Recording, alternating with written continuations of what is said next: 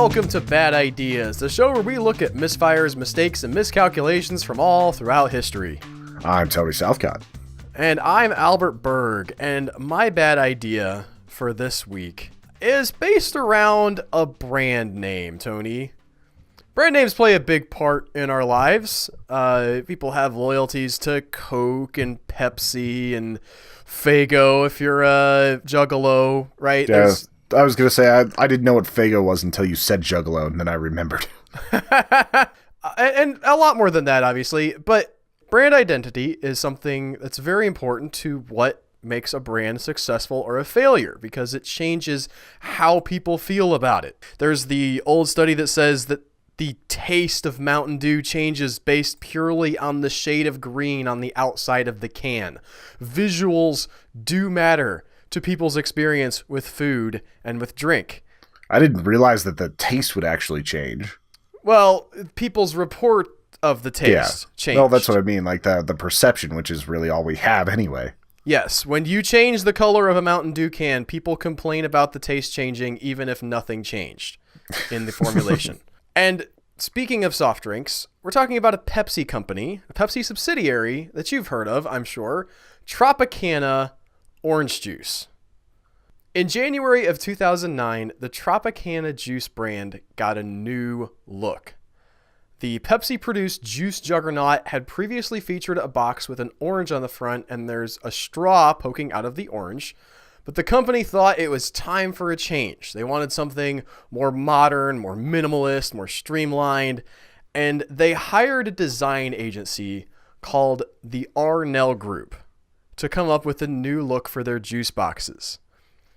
Now, the Arnell Group had previously made its name creating the iconic DKNY logo for fashion designer Donna Karan. They've really put a lot of work into those four letters on a black background. I don't do design, Tony, so I don't want to throw any shade here. No, design is hard. That's like one of the things I do for Human Echoes, and I'm terrible at it, like flat out. And they thought that they would do a new take on this classic box. So on their new box, they did away with the orange and the straw, and they showed an actual glass of orange juice with the phrase 100% orange featured prominently on the box. And the cap was designed to look like an orange.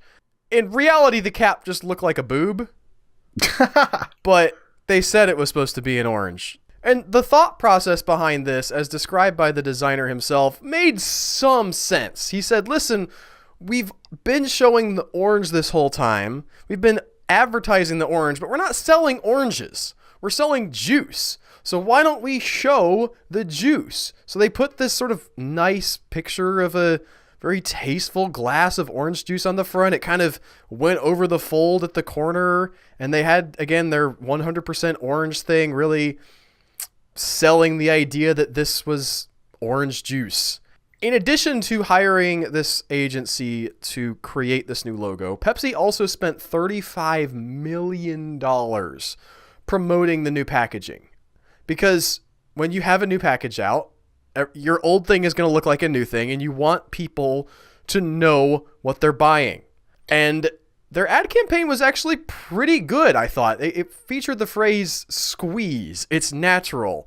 And they would have the Tropicana logo, but the squeezing would also be sort of synonymous with hugging. So they showed people, a bunch of dads hugging their sons and moms and daughters hugging, and really trying to promote this family vision of orange juice as this supplement that's nice and good. And, you drink it around the table with your family for breakfast. And then you squeeze them till the juice comes out. Yes.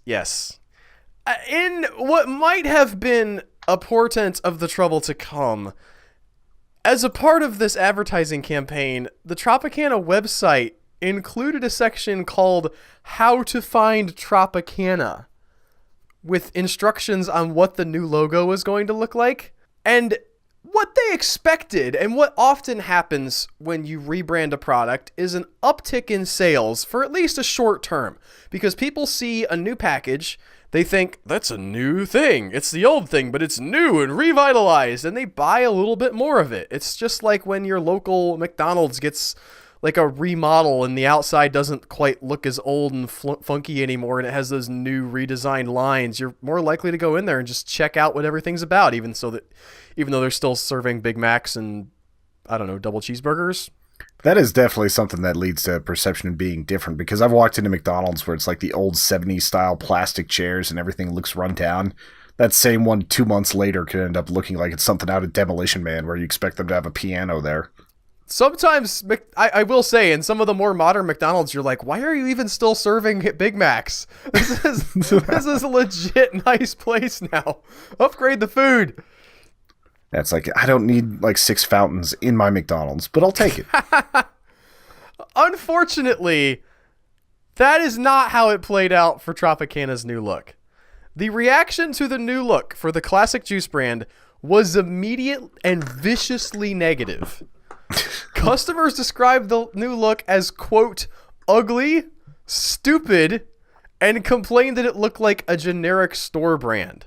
That was actually my first thought looking at this, is that it looked like a store brand. I have some thoughts about that, Tony. I think a lot of times a store brand will actually have more modern design than maybe some of your other products, because they don't have this brand identity that they're trying to cultivate. So they can afford to wipe the slate clean and try something new, and they're just the store brand, so it doesn't matter. Whereas something like Coke can't go drastically new with how it looks, because it's Coke, and people have a visceral relationship with even the visuals of what a Coke can looks like, or what a Mountain Dew bottle looks like. It feels like Christmas. It does. And even today, they're still selling some version of that glass Coca-Cola bottle. That's not the main one, but that is part of their image even today. So you have to be careful with this updating thing when you're an older, more established brand. Specifically, on the Tropicana case, they had removed the Tropicana logo from its prominent position in the center of the carton and turned the word Tropicana so that it ran vertically up the edge of the box. Customers also complained that the new design made it difficult to differentiate between the different styles of juice. Previously, there had been on the front of the box a big colored rectangle with the type of juice, and the different types had different colors, so you could really easily see what you were getting. And that feature had been relegated to just a small strip along the top of the cardboard carton, and the colors weren't consistent and weren't clear with what they were, and the lettering was a lot smaller, so people were frustrated that they had to go and like squint with their glasses on to figure out what kind of orange juice they were supposed to be buying. And you're specifically talking about like pulp levels and everything, right? Yeah, there's just, I don't know, I don't buy a lot of Tropicana orange juice, Tony, but they have different features, right? One of them will have extra vitamin D or something. One of them will be, pulpy or not pulpy, or this one's definitely from Florida oranges and the other ones aren't. That kind of thing. And they would tell you which different thing was based on these different color coding. Yeah, and this, like, I'm looking at it right now, it looks like it went from being very prominently right up front to about like 12 sized font on the little top part of the carton. Design wonks complained about the font that had been chosen. Of course, they always do, right? Like, we're never going to hear the end of the fact that they used papyrus in the cover of the Avatar movie, but that's what they worry about. Maybe James Cameron's next movie will have Comic Sans on it, Tony. That would be hilarious. Like, Back to Pandora, Avatar 2. And it'll still make $1 billion. They also complained that the imagery looked as if it had been taken from a stock images folder. That might be true. Much of this complaining was happening on a relatively new platform called Twitter, Tony. It was only 3 years old in 2009, but it was already establishing itself as a place where companies could interact directly with their customers. And the customers interacted severely negatively with the Tropicana brand. Are you seriously trying to suggest that people are complaining on Twitter? I know it's gotten better now, Tony. You may not remember back in 2009 when it was all just sort of hateful stuff and politics. I know now it's all cat memes, but back then it was real rough. Follow us at TSouthcott, at Albert_Berg, by the way. Yes. Much more importantly, however, was the fact that after the change, sales of Tropicana dropped a whopping 20%. That was a loss of over $30 million in sales. Not to mention the $36 million they spent on the rebranding marketing. That's correct. And it wasn't that people weren't buying orange juice because of this change. People were buying other orange juice. They turned away from Tropicana and said, well, I'll try the different thing since they stopped doing the thing that I like. And the sales of orange juice as a whole essentially stayed the same, and Tropicana took a massive hit in the orange dollars that were being spent in the U.S. Peter Arnell, the designer behind these massively disastrous changes, defended his idea as a needed modernization of the brand. But by February 22nd, less than 2 months after the new branding had been rolled out, Tropicana announced it was rolling back the changes and returning to the classic straw and orange look for their juice. And it's a very iconic logo. I just don't understand why they got rid of that particular part of it. Like, you could update that and make it a little more modern. But you did, like, why would you switch it to just a chalice filled with orange juice? Well, this Peter Arnell guy is a fascinating figure, and I don't have as much about him as I want to have. He seems to be, first of all, just a genuinely terrible human being. From what I've read, he was an awful boss. He treated all of his employees badly, and the female employees in his agency really badly. Just yelling and screaming at people, just violently and viciously combative. And he's a little bit kooky, and it's when you're dealing with an art type, it's hard to tell if kooky is good or bad. He wrote something like a 30-page essay on his redesign of the Pepsi brand logo, because he also redesigned the logo for Pepsi, and it kind of had that big bulge in the middle. And he was talking about things like the gravitational pull of Pepsi and how that would affect the lines in the logo. I don't know what's going on with the guy. Sometimes there's a very thin line between, like, insanity and greatness, and it sounds like he's hit the right side a couple times and lives on the right side. On the wrong side. Or on the wrong side, excuse me. He said of this reaction, by the way, I'm incredibly surprised by the reaction. I'm glad Tropicana is getting this kind of attention. Which, the old sort of all publicity is good publicity from this guy, probably not the case considering they lost $30 million in sales.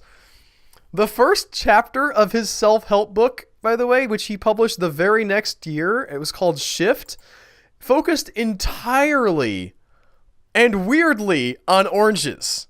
He does not specifically mention this ad campaign by name, this redesign, but he does mention that his staff refers to him as the Orange Man. He tries to spin that into a good thing. He tries to take that as a badge of honor, despite the fact that it's almost certainly because he totally screwed up this ad campaign. He wears this as some kind of positive thing. And in the next chapter, he offers this bit of wisdom. Quote, "It's not your fault. Whatever it is you think you've done or not done, you don't have to blame yourself." And he is sure living that advice, I have to say. In 2011, the Orange Man, who never blamed himself, was fired from his own ad agency. Tropicana continues as a global juice juggernaut with the same classic orange and straw logo to this very day. Were you able to see how much they paid his firm to design that? I know for a fact that they paid $1 million for the Pepsi logo redesign. It seems like the Tropicana brand would be somewhat smaller potatoes, but probably still in the multiple hundreds of thousands of dollars. See, if I paid $1 million for what it really looks like a slightly drunk Pac-Man logo, like, I'd be a little bit pissed if I was Pepsi. They did keep that logo, though, Tony. Maybe it was the sunk cost fallacy, or maybe that is a really good logo, but Arnell might have had something going on. At least you could tell that that's still Pepsi, though. That's true. Like, if you would have done, like, a stylized orange with a straw sticking out of it, like, maybe even in that same, like, Pepsi style where it's more outline, it might have gone over a lot better. We'll never know, Tony, but you can go to the store today, buy the old school Tropicana thing. I would imagine they're probably a little bit more skittish about changing up their look. Probably. But that's going to do it for this week on Bad Ideas. I hope that you enjoyed it. A little bit of a peek into something I would say not very important, Sony, in the grand scheme of things. I mean, I guess it's important if you lose a bunch of money and you have to lay people off, but branding is kind of a silly thing, and yet it's such an important part of our lives. And I love how we interact with things like this, with brands and with ideas and the way they can be spun off and riffed on, and how they evolve throughout the years and how they become a part of our cultural identity. It's an interesting study, and maybe I would imagine we'll get into this kind of experiment again on Bad Ideas. This cannot be the only one that failed. Well, there are some very good ideas that are specifically related to branding. Like, if you look at the way Febreze came about, where, like, people were very happy that it could take away odors, but they didn't really use it very much until the commercial branding actually showed that it was something you do at the end of cleaning for that last step, that final thing to make your house smell perfect. So it wasn't even the look on the bottle, really. It was how they portrayed it in the commercials, where they imparted a feeling. And this particular brand didn't impart anything onto the people that were looking at it. It's a smaller bad idea on this grand scheme of things than we've covered, but it's still an important look into our perceptions on brands and everything else. If you guys like this episode, you could support us on Patreon. It's over there at patreon.com/humanechoes. For as little as $2 a month, you get a lot of our content early, and you just help us out and support a cool podcast, we think. Thank you so much for listening. Tell your friends about the podcast, and we'll see you guys next week. And tell them where to send bad ideas to. Yes, you can send us bad ideas at thebadideashow@gmail.com. Not the bad, it's just badideashow@gmail.com. So if you have bad ideas you want us to take a look at and we like them, we will put them on the show. You guys have an excellent week, and we will talk to you soon. Bye.